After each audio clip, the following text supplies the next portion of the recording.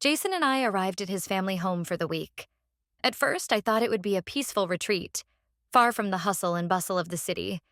But as soon as I crossed the threshold of the house, I realized that something was off. Everything around us seemed too quiet, even for a country house. The spacious, green-covered place was surrounded by fields and an ancient forest. The air here smelled like old books, with the scent of wood, damp earth, and something unfamiliar that always made me feel a slight unease. I couldn't explain why, but I had always felt a bit uncomfortable in this house. Jason was in a good mood. He said this place would help us both. Escape from routine, work on our relationship. The house was old, with high ceilings and dark wooden beams. The air was filled with the smell of rural life. Dust, old books, fresh air, and something forgotten by time. Everything here was in a certain harmony, like in old paintings. But despite all this outward idyll, I sensed that there was something hidden in the relationship between Jason and his father, Robert. Something unspoken that hung in the air, suppressing the atmosphere. We drove up to the house, and I noticed how exhaustion, even nervousness, crept into Jason's eyes. He shuddered when his gaze fell on the old stone courtyard where his father was standing. Robert, tall, with cold eyes, was standing at the threshold as if waiting for us. He wasn't exactly old, but his age and colorless hair spoke volumes. The greeting was formal, but I could feel the invisible wall between them becoming even more tangible. Robert smiled, approached, hugged Jason, and then extended his hand to me. "How are you?" His voice was even, but I noticed how his gaze lingered on me a little longer than I had expected. I squeezed his hand in return, trying not to think about what I had just felt. Jason was already busy with the luggage, unaware of anything strange. I tried not to pay attention to the little things that made my heart race. Robert's glance, his tone of voice. He hadn't said anything unusual, but there was something in it. In the evening, Jason and I sat down at the table set in the large wooden hall. The place was cozy, but the silence in the air hung like a dense fog. The smell of roasted meat came from the kitchen, and the moonlight shone through the window, illuminating the gray path leading into the forest. Robert sat on the opposite side of the table. His face barely expressed any emotion, but there was something in his eyes, a fine line between polite interest and hidden observation. Jason immediately immersed himself in his phone. I had long gotten used to his habit of ignoring those around him during meals, but tonight it felt particularly painful. He was tapping his fingers on the screen, typing quickly, not looking up.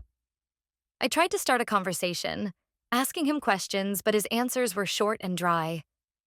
It was as if he was in another world, and I was just a shadow moving around, not deserving of real attention. So I turned to Robert, trying to find some communication that might break the awkward silence. "How do you spend your days when Jason isn't around?" I asked, hoping for a polite but warm conversation. He smiled, but the smile was more of a cold mask than a sincere response.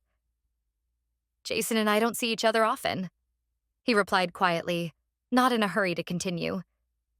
"He's always been busy, always on the road. I'm used to it."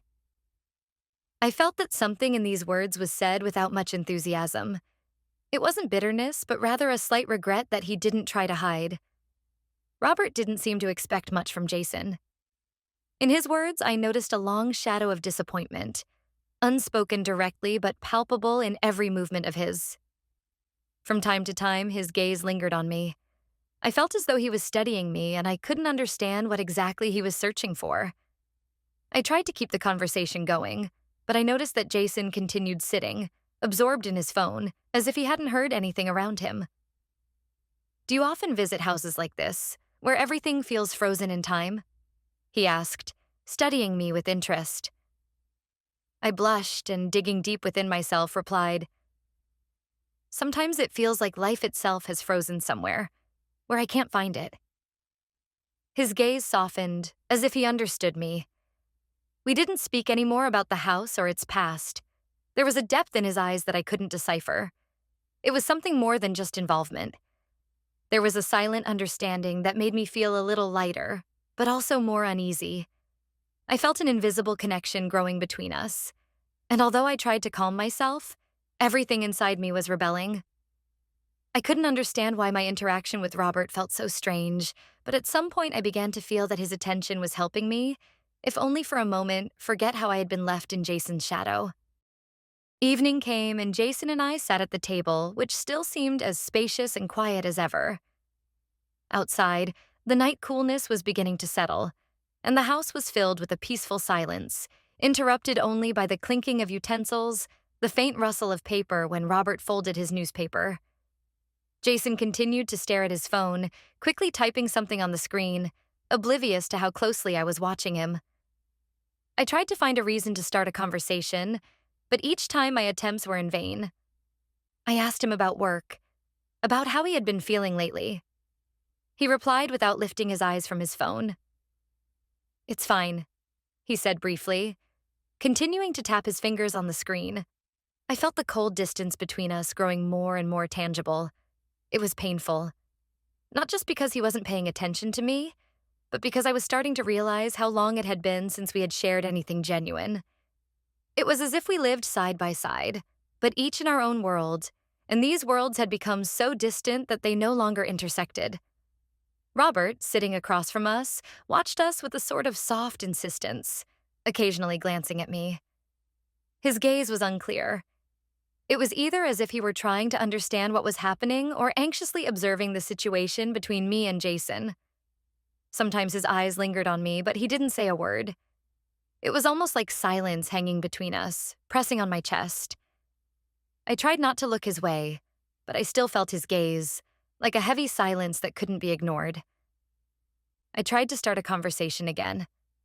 Robert and I began talking about trivial things. The weather, how nice it was here at this time of year. But the words seemed distant, as if they no longer had much meaning. Jason remained silent, his attention absorbed in something of his own. He didn't seem to notice what was happening around him, how his silence was intensifying the oppressive atmosphere. Chewing my food in silence, I felt the silence growing, as if it had become part of this house, something organic, inseparable from it. Robert, however, didn't seem as detached.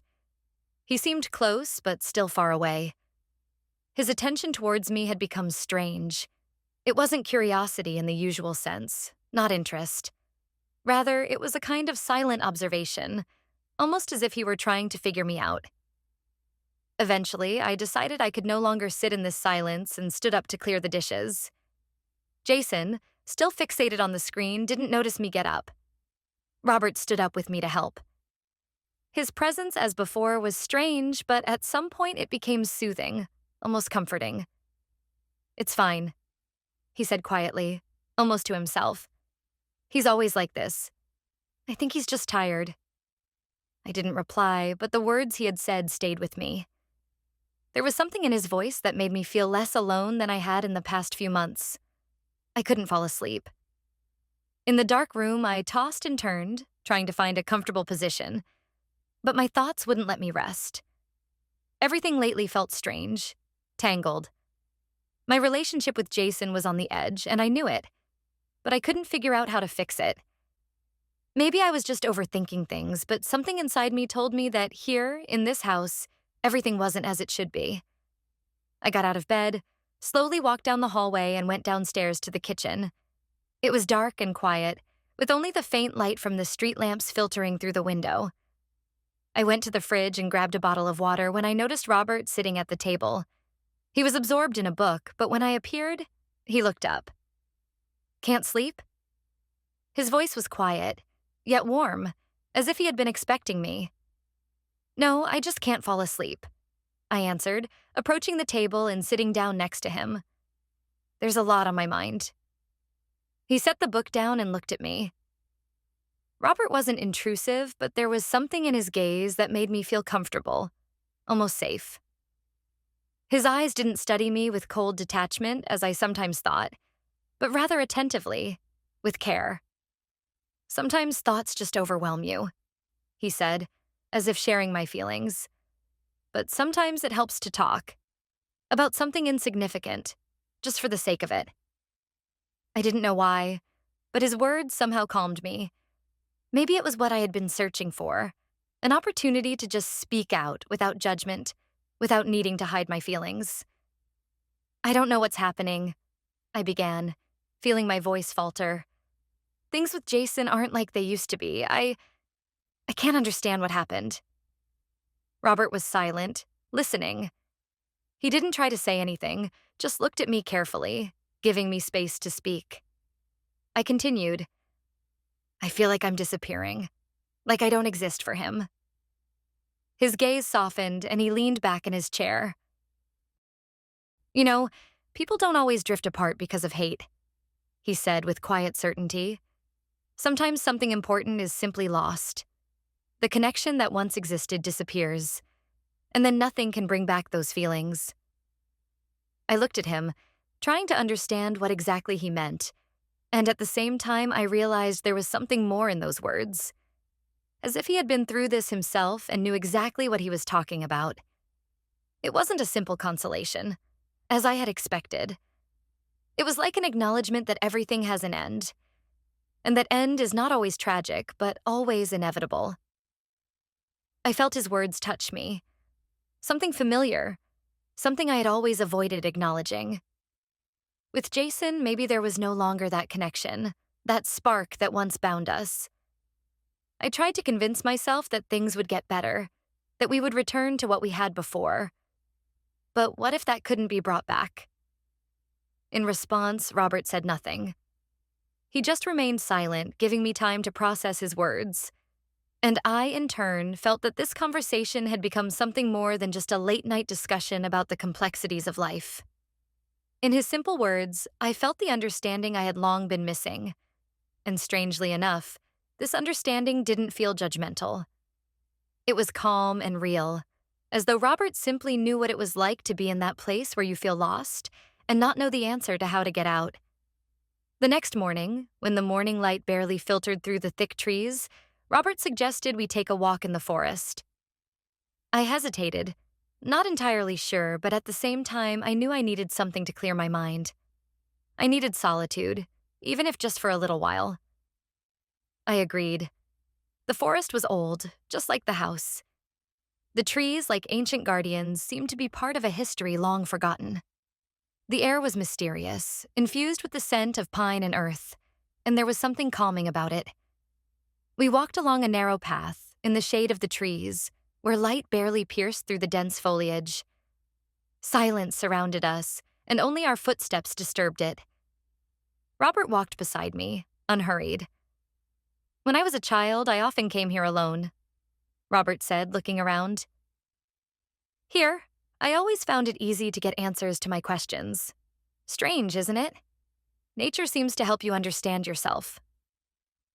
His words were simple, but there was something real, something sincere in them.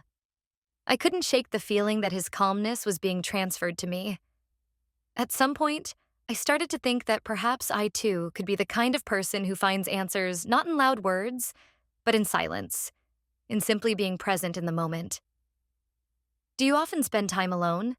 I asked, not entirely sure why I was asking the question, but I couldn't hold myself back.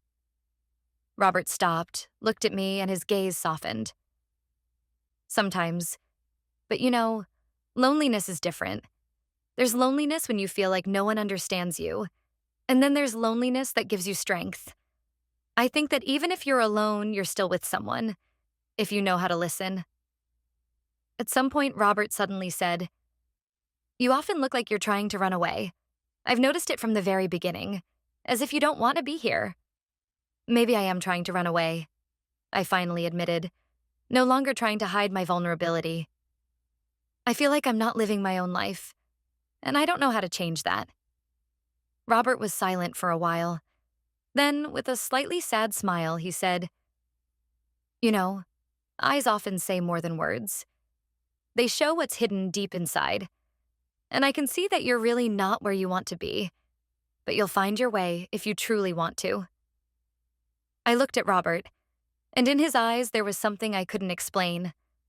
It wasn't sympathy, not pity. It was understanding. Deep and calm, without any words. We continued walking, but at that moment I felt my steps becoming more confident. That evening, Jason went to a business meeting, leaving me and Robert alone in the house. I didn't know what I felt about it. There was neither joy nor relief. Everything felt the same. I once again found myself in that place where I didn't know how to behave. But there was something about being left with Robert that gave me a strange sense of calm. Robert suggested we set the table for dinner. When everything was ready, we sat down at the table. The house was silent again, only the sounds of cutlery, the muffled noise from the next room where the old clock ticked away the minutes. Robert looked at me again with that attentive gaze. This time there was no hidden observation, as there had been before, no empty politeness. His attention was sincere and somehow soft. "You look wonderful," he said when I sat down at the table, pouring the wine. I felt that his words were reaching towards something more than just a compliment. It wasn't admiration, as it might be from a stranger, but something deeper, almost personal. I looked at him, and suddenly it became clear to me that this gaze wasn't just words. He truly saw me. I tried to respond to his compliment, but I couldn't find the right words. What do you say when everything inside feels tangled? When words can't express what's going on in your head? "Thank you," I said, trying to hide my confusion, but Robert didn't take his eyes off me. There was understanding in his gaze, making me feel vulnerable. Not in a bad way, but more like I was just beginning to realize who I really was. Not just Jason's wife, not just someone going through life on autopilot, but someone more complex, more multifaceted. When the conversation turned to old books, Robert unexpectedly said, "Have you ever thought about how people sometimes get so lost in their lives that they forget who they really are? And even if they realize it, few dare to go back to themselves." "I understand what you mean," I said finally, a little hesitating. "We often forget about ourselves. And perhaps we're afraid to face what we might find." Robert didn't answer immediately. He simply nodded quietly, and once again, there was silence. But this time it was different.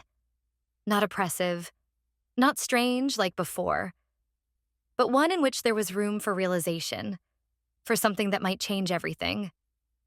And I couldn't understand why, right now it felt like this evening silence and his words were exactly what I had been missing. When we finished dinner, Robert stood up and suggested we take a walk in the garden. It wasn't an invitation, but a natural continuation of the moment, which, as I felt, was becoming important for both of us. The next day, after dinner, I began to notice how often Robert was around.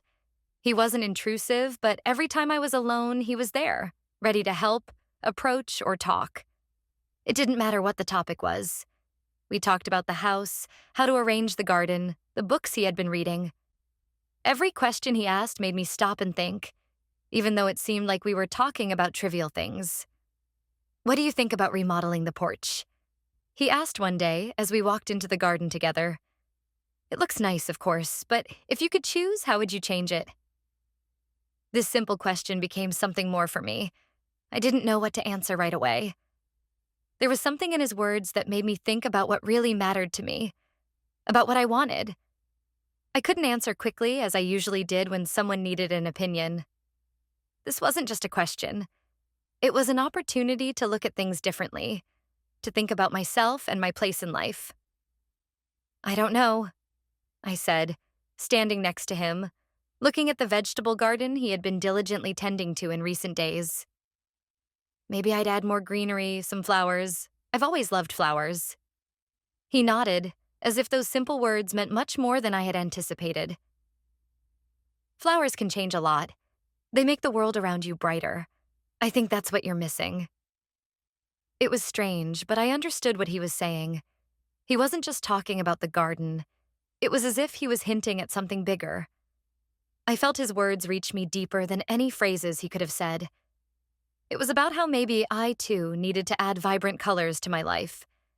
How I needed to learn to take care of myself, just as I would the garden I had so often ignored. In the evenings, after a long day when I sat on the porch, Robert often sat next to me. We remained silent, occasionally exchanging a few words, but the main thing I felt was his presence. It wasn't intrusive. There was no excess politeness. It was simply this. He was there, and that was enough. He asked questions that made me think, gave advice that seemed to come not only from his own experience, but also from what he had observed and understood about people, about life. What makes you happy? He asked me one evening as we sat on the porch again, watching the evening sky, and I thought about how strange everything felt here. I couldn't answer right away. This question sounded so simple, but in reality, it was the most complicated one I had ever been asked. What makes me happy? I started to search my memory for moments when I had truly felt alive, when I had been in the flow. And I realized that I had long forgotten what it felt like to experience happiness. I had long stopped asking myself what I needed to feel that moment of fulfillment. I don't know, I said finally. Maybe I knew once, but I stopped searching a long time ago. Robert remained silent, his face serious, but in his eyes there was something warm that made me feel less alone. He didn't try to continue the conversation, but his silence was exactly what I needed to hear. Each day with him reminded me that there were things I had once lost and needed to learn to reclaim. It wasn't about what I could get from Jason, but about what I could give myself. Robert didn't tell me what I should do, but he asked questions that made me think. And that was probably the most important thing I could find in this situation. With each passing day, I found myself searching more often for reasons to spend time with Robert. It seemed that his presence allowed me to forget my own worries, even if just for a little while. I would find excuses to help him in the garden, ask questions about the house, about how to take better care of the plants. These small conversations and moments together became true islands of calm in the storm that was raging inside me. He was always there, always ready to help, and there was never a moment when I felt alone. He didn't rush things, didn't try to tell me what to do or how to live. Instead, his questions made me think. Every conversation was a chance to see myself in a new light, to learn how to look for answers again. One day, I asked him how he had learned to approach life with such calm, how he had learned to live in peace with himself despite all the difficulties. Robert paused before answering. "It's not as hard as it seems," he said quietly with a faint smile. "You just have to learn to let go of what you can't change and be honest with yourself." His words sounded simple, but they touched me deeply. I realized that this was exactly what I had been missing. Honesty. I had long stopped being honest with myself, stopped asking myself what I really wanted. I had been seeking answers in other people, in circumstances, but had never stopped to think about what I truly felt. My relationship with Jason continued to deteriorate. We no longer seemed to be able to understand each other. His constant business trips, work, and his retreat into his own world became more and more noticeable. I could feel the coldness and estrangement between us growing. Jason didn't seem to notice the changes, didn't see how I was pulling away, how I was losing touch with him. He continued to live his life as if I were just a part of the backdrop. During this time, Robert became the person I could talk to, the one I could ask for advice. I began to realize that his attention to me was becoming important. In his words, in his actions, I found the understanding I had been so lacking. With each day, I felt our connection with Robert growing stronger. One day, while helping him in the garden, I noticed how his hands moved easily and confidently over the plants, how he cared for each flower, how his movements were full of attention to detail.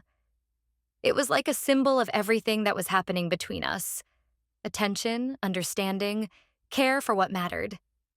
Every day spent with Robert became more and more meaningful to me, and I could no longer ignore what was beginning to blossom between us.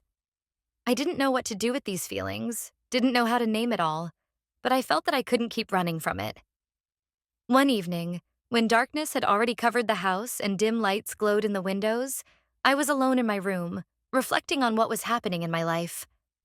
Robert and I had been spending more and more time together, and I could no longer ignore what was developing between us. I found it difficult to understand what I was feeling. That evening felt different. I had just returned from a walk, feeling a bit lost. The sense that something inevitable was about to happen hung in the air. "I need to tell you something." His voice was quiet but filled with resolve. I've always known there could be no future for us," he began, and despite the bluntness of his words, they didn't sound harsh. Instead, they were full of regret and understanding. "But what we had was real. I can't continue this because it's wrong. I don't want to destroy your relationship with Jason, but I want you to know that what happened between us wasn't accidental." "I don't know what to do," I finally spoke, my words soft but full of confusion. "I don't know what to do with myself, with what I'm feeling." "You don't have to do anything right now. Just understand that you're not alone in this. You don't need to rush. Don't feel like you need to have answers immediately. I'll always be here if you need to talk. But right now, you need to figure things out for yourself." There was no pressure in his words, no attempt to keep me near. It was a recognition that the feelings that had developed between us couldn't just be ignored, but they also couldn't be continued without understanding the consequences. I sat there, as if enchanted, not knowing what to do. Everything in my life felt tangled, and now I realized that this confession from Robert could be the turning point. I couldn't stay in the past, couldn't continue building a relationship with Jason, knowing that my feelings had changed. But despite all the doubts and fear, I knew it was time to make an important decision. Robert seemed to know this, and so he asked nothing of me. He was there, understanding that now I had to figure out what was happening in my life. When I woke up the next morning, I realized something had changed. Something in that conversation, in his confession, in the way we sat together, had opened up a new perspective on myself and what I wanted from my life. The night after Robert confessed his feelings to me was strange and long. I couldn't find a place for myself. My thoughts tangled together, keeping me restless. His confession, that there could be no future for us, spun around in my head. I couldn't understand how this all happened and what I should do with what I was feeling. Everything in my life seemed so absurd and unnatural. And now, with Robert's revelation, I realized it was time to rethink everything. I woke up the next morning with the feeling that everything around me had become slightly different. Robert disappeared for several hours, and I felt a certain stillness in that, as if he were preparing me for an important moment. Then, when evening came again, he appeared at my door. At that moment, I understood that I couldn't keep dragging this out. I couldn't change anything about my past, but I knew that change had to come. I had to realize that my feelings and my decisions mattered, and they couldn't remain in the shadow of what had been. And so, in that moment, without words, he approached me. He kissed me. This kiss wasn't just a gesture. When I woke up the next morning, Robert was already gone. He had left me a letter in which he wrote that his feelings had been real, but he couldn't allow himself to destroy what Jason and I had built, and that he didn't want to continue ruining our lives. He knew that I had to move forward, and so he left me the space to make my own decision. He didn't try to hold me back. He didn't want to interfere with what was my choice. I read his letter several times, but couldn't say anything. I understood that this was the end, something I had to accept. And though I didn't know what would happen next, I realized that this was the beginning of a new chapter in my life. Robert had been an important part of this process, but I knew I could no longer keep searching for answers in the past. Saying goodbye to him wasn't goodbye to a feeling, but goodbye to the uncertainty that had kept me stuck. And now, as I stood at the threshold of a new beginning, I understood that this decision was mine alone. I returned home after Robert had left. His letter remained in the pocket of my coat, but I didn't rush to read it again. I didn't need to repeat what I already knew. Every word in it was important, but at the same time, it no longer defined me. I was ready to move on. Jason came back a couple of days later. He noticed that something had changed in me. "You've changed," he said at one point, sitting next to me in our living room. "What's going on?" "I can't keep going," I said. "We've both lost something important, and I can't ignore that." But these words weren't an accusation, nor a way of avoiding something. It was simply an acknowledgement that our relationship no longer worked, and that we both deserved something more. Something real. Jason was silent. His face didn't show any surprise, just deep disappointment. It wasn't new to him. He knew this was inevitable. I packed my things, not in the way you usually do when you're breaking up, but more like letting go of something that had served its purpose for too long but had lost its strength. We didn't argue, didn't fight. It was a quiet goodbye, but not a painful one. Just the acknowledgement that we were no longer the people we once were. Our lives had become something different.